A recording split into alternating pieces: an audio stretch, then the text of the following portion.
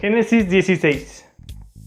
Sarai, mujer de Abraham, no le daba hijos, y ella tenía una sierva que se llamaba Agar. El nombre de Agar significa huir. ¿Y de dónde sacó Sarai una sierva? Gracias al libro ese que ya saben. Sabemos que Sarai tuvo Agar en Egipto y fue regalada por el faraón directamente. Bueno, versículo 2. Dijo entonces Sarai a Abraham: ya ves que Jehová me ha hecho estéril, te ruego pues que te llegues a mi sierva, quizá tendré hijos de ella. Y atendió Abraham el ruego de Sarai. A ver, espera, o sea, qué facilote se vio Abraham.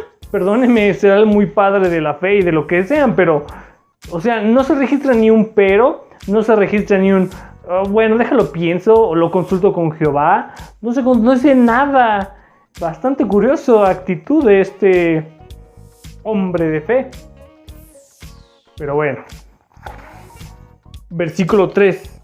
Y Sarai, mujer de Abraham, tomó a Agar su sierva egipcia al cabo de 10 años que había habitado en Abraham en la tierra de Canaán, y la dio por mujer a Abraham su marido.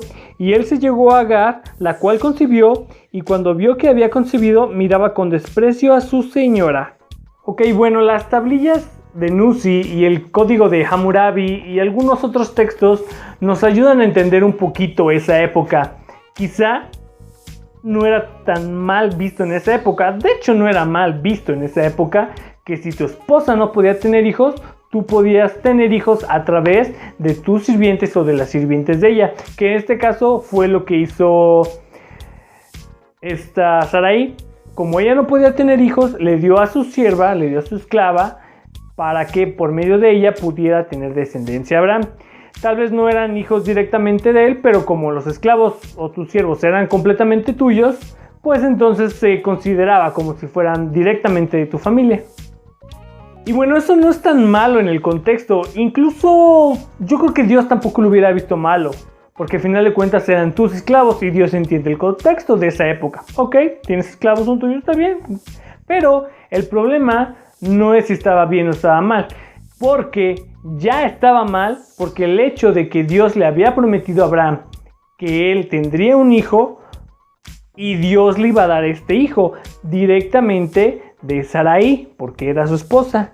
A Dios no le afecta eso de que su esposa fuera estéril, porque es Dios. Entonces, realmente estaba pecando porque no le estaba creyendo completamente a Dios.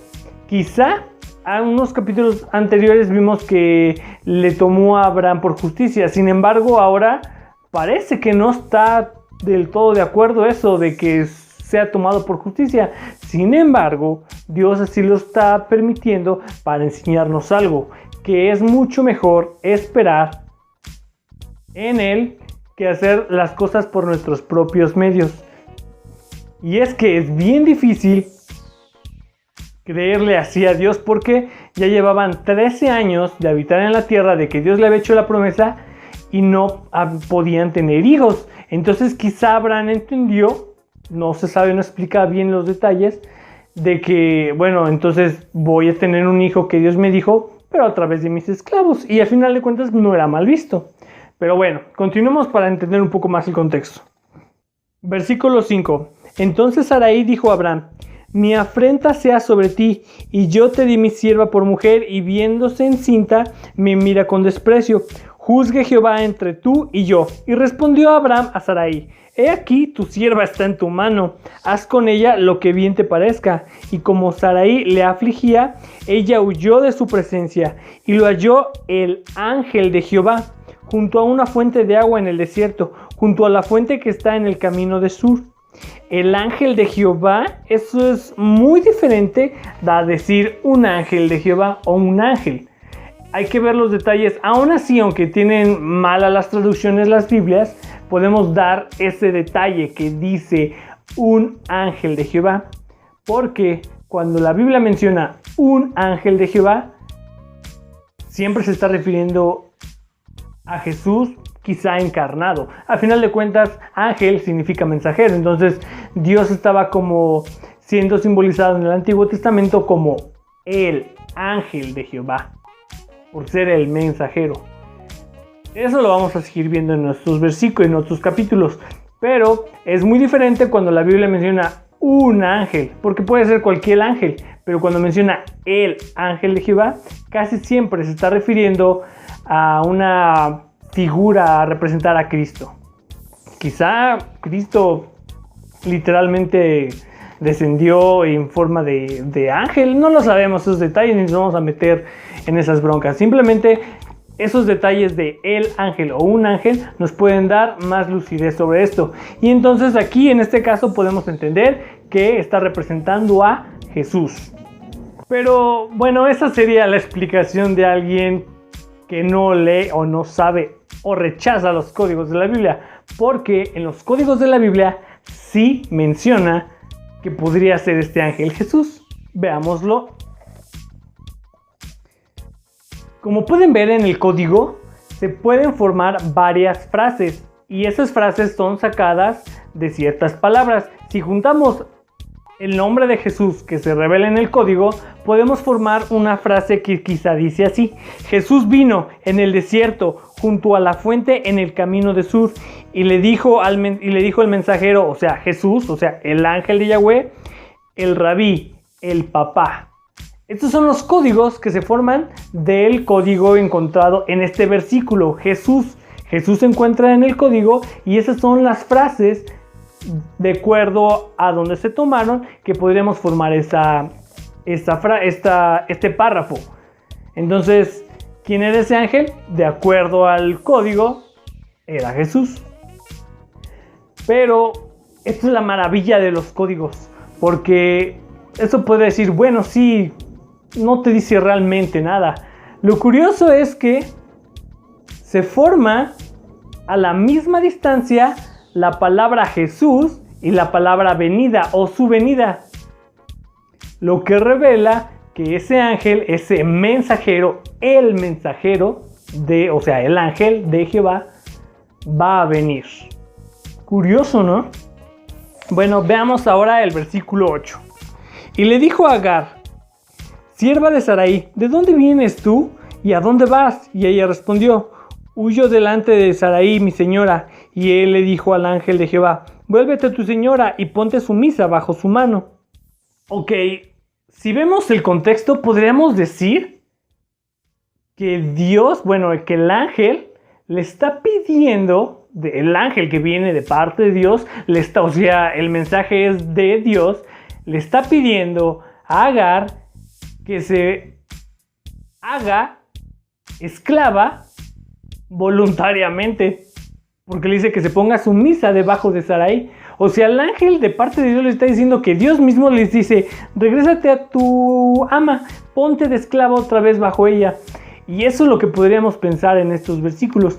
Pero Dios no va a juzgar cómo manejamos la sociedad. La sociedad en ese entonces es muy diferente a lo que se maneja ahora.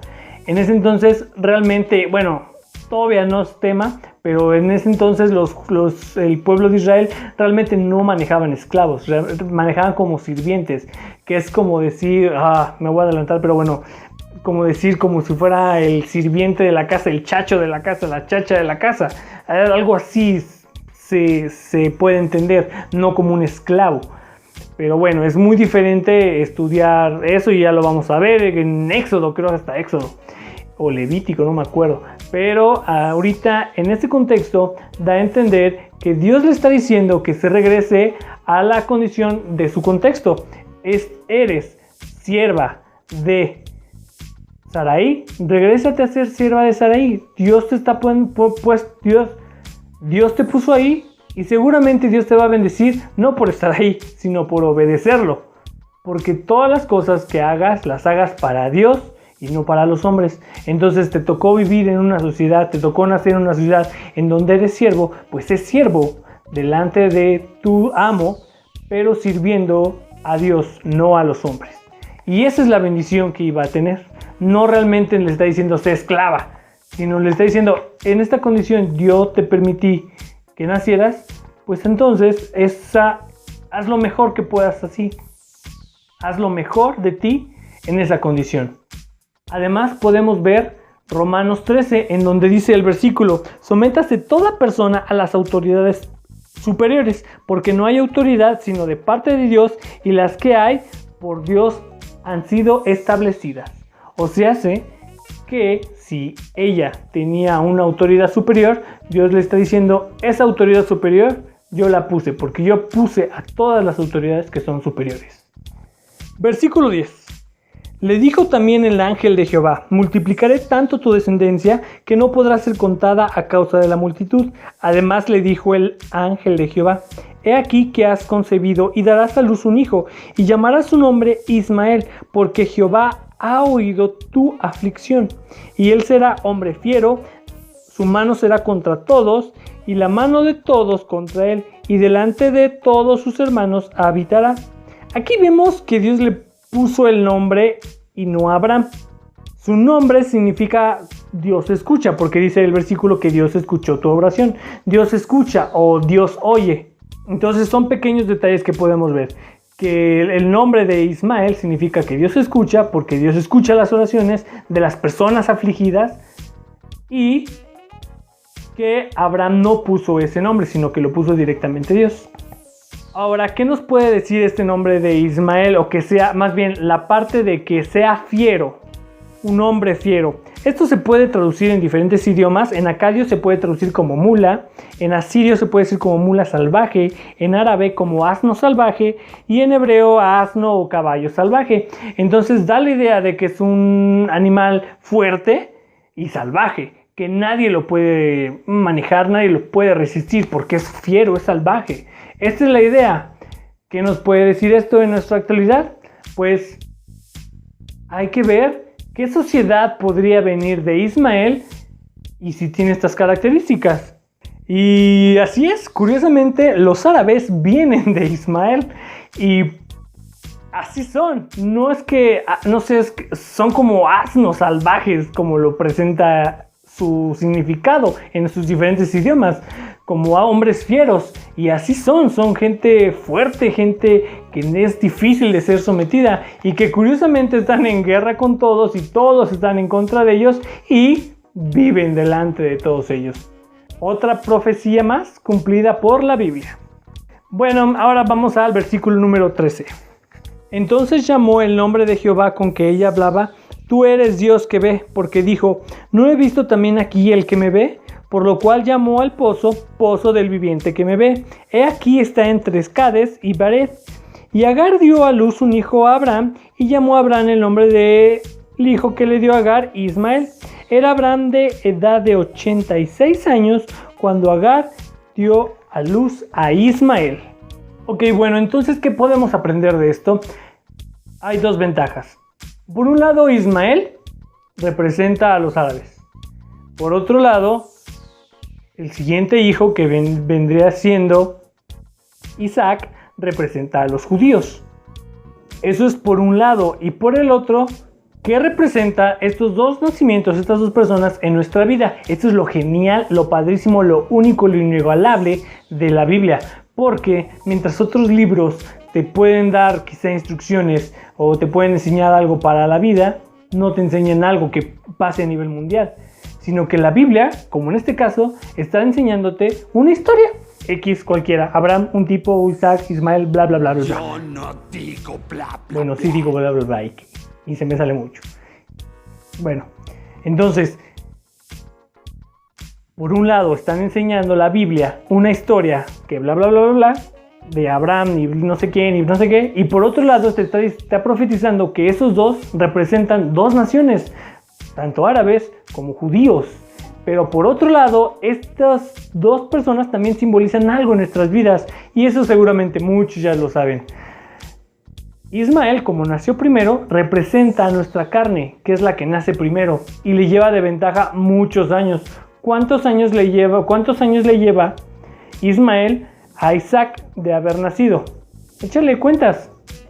Esos son los años que le lleva simbólicamente de gane la carne, porque Ismael representa nuestra carne y es la que le llama a Dios y la que le ora a Dios de que ya estamos sufriendo, de que Dios nos salve. esa es la carne la que le gana en ventaja a Isaac. Isaac, por su parte, representa nuestro espíritu, nuestro nuevo nacimiento. Por lo tanto, si nos vamos a Romanos 6:6, ¿qué es lo que tenemos que hacer? Tenemos que matar a Ismael, que representa la carne. Por lo tanto, matando nuestra carne es que nuestro espíritu vive. O sea, Ismael en nosotros vive. Son dos naturalezas que están dentro de nosotros. Y una le lleva la ventaja a la otra. Somos seres espirituales y somos seres de carne y hueso. Y la carne le lleva ventaja al espíritu. Por eso tenemos que hacer lo que hace en Romanos 6:6. Que tenemos que ganarle el espíritu, el hijo verdadero, el hijo de la promesa. Nuestro espíritu tiene que ganarle a la carne. Y eso es lo complicado, porque le lleva muchos años de gane. También esto lo podemos ver en Efesios 4:24, donde le llama el nuevo hombre y el viejo hombre. Entonces tenemos que matar ese viejo hombre que tenemos en nosotros para que este nuevo hombre salga de nosotros. Este nuevo hombre que se llama Isaac, que es de donde vienen realmente las promesas de Dios. Y como conclusión, podemos tener otro ejemplo aplicado en nuestras vidas. Es lo maravilloso de la Biblia. Esta conclusión nos enseña que cuando peleamos y lo hacemos, tratar de hacer las cosas bajo nuestras fuerzas, bajo nuestra inteligencia, bajo nuestro poder, bajo nuestras fuerzas, el resultado no es el que es bendecido por Dios, no es el de la promesa de Dios. Por lo tanto, si tenemos dificultades con nuestras parejas, es la enseñanza que nos da la Biblia. Tenemos que hacerlo en las fuerzas del Señor, confiar en Dios, no en nuestras fuerzas. Si tenemos un trabajo difícil, un trabajo en donde tenemos que aguantar al jefe, donde tenemos que dar buenos resultados, donde tenemos que hacer muchas cosas, en nuestras fuerzas no lo vamos a lograr. Quizá el éxito laboral no va a depender de nosotros, por más que te levantes temprano, por más que trabajes duro, no va a venir de ahí, sino que hay que ponerlo directamente en las promesas que Dios nos ha hecho. Y en esas promesas se tienen que convertir en milagros. ¿Por qué? Porque si lo hacemos en nuestras fuerzas, literalmente no se puede. ¿Por qué? Porque Dios ya lo estableció así. Por más que Abraham quisiera tener un hijo, de parte de Sara no iba a poder porque Sara era estéril. Entonces, ¿qué tenemos que hacer? Este es el secreto: poner y confiar en Dios. ¿Vamos a meter la pata? Sí, vamos a meter la pata, pero precisamente para eso se equivocó Abraham, para que Dios lo pudiera utilizar y enseñarnos que vamos a meter la pata y vamos a hacer las cosas mal. Pero al final de cuentas, cuando te das cuenta y te rindes completamente a lo que Dios dijo, lo que Dios prometió, es ahí donde se convierte en un milagro. Y sí, físicamente es infértil todo nuestro esfuerzo, sino es que hasta que confiemos en Dios, y quizá no es necesario meter la pata, es que Dios va a poder hacer el milagro en tu vida, ya sea hace problemas de matrimonio, ya sea hace problemas de trabajo, ya sea hace problemas de dinero, familiares, de salud, de todos los problemas que tengamos. Y bueno, esta es la conclusión de este capítulo. Sin embargo, quiero leerles lo que viene en el libro de Jazer para que se den cuenta los pequeños detalles que quizá nos perdimos. Igual, de modo, nos pueden dar un poquito más luz sobre lo que está, sobre este contexto. Dice: y cuando ella vio que ella no estaba teniendo ningún hijo, ella tomó a su sierva Agar, quien Faraón le había dado, y ella se la dio a Abraham por esposa, porque Agar aprendió todas las sendas de Sarai, puesto que Sarai le había enseñado. Ella no estaba de ninguna manera deficiente en seguir sus buenas sendas. Y cuando Agar vio que ella estaba preñada, ella se regocijó grandemente, y su ama fue despreciada en sus ojos, y ella se dijo dentro de ella: esto solo puede ser que yo soy mejor delante del Todopoderoso que Sarai mi ama, porque todos los días que mi ama ha estado con mi señor, ella no concibió, pero a mí Yahweh ha causado en tan corto tiempo que concibiera por él. Y cuando Sarai vio que Agar había sido preñada por Abraham, Sarai tuvo celos de su sierva, y ella dijo dentro de ella: esto es seguramente nomás que ella sea mejor de lo que soy yo. Y Sarai dijo a Abraham: mi mal esté sobre ti, porque en este tiempo tú oraste a Yahweh por hijos. Pero ¿qué no oraste por causa mía, que Yahweh me diera Será de ti? Y cuando yo hablo a Sarai en tu presencia, ella desprecia mis palabras, porque ella está preñada, y tú no dices nada a ella. Que Yahweh juzgue entre tú y yo por lo que tú me has hecho a mí. Gran diferencia de panorama, nos habla un poquito más de cómo estaba realmente sufriendo Agar, pues ella sí se dejó guiar por lo que le enseñaba Sarai, por las sendas de Dios. Incluso Agar, sierva de Sarai, oraba a Dios. Sin embargo, al tener esa dicha, como que empezó a menospreciar a su ama, diciéndole, oye, ¿por qué tú no pudiste y yo sí puedo? Como diciendo, o sea, tú que eres su esposa no pudiste tener hijos, y tú que estuviste orando, y yo que en el poco tiempo que he estado con Abraham, ¿cómo es posible que eso? Pues es que Dios sí me escucha, o sea, tú, shushu. Y esa es la condición en la que Dios quizá quería cambiar, no viene en la Biblia, pero quizá eso es lo que Dios quería cambiar de Agar. Eso que es actitud que tú estás teniendo quizá de arrogancia, Agar, no está bien, porque yo todas las autoridades las puse. Por lo tanto, ve y sujétate delante de tu ama. Y por ser obediente, yo te voy a bendecir. Por eso dice, multiplicaré. ¿Quién puede multiplicar? ¿Un ángel? No, solamente Dios. Así que esto es Génesis 16. Nos vemos.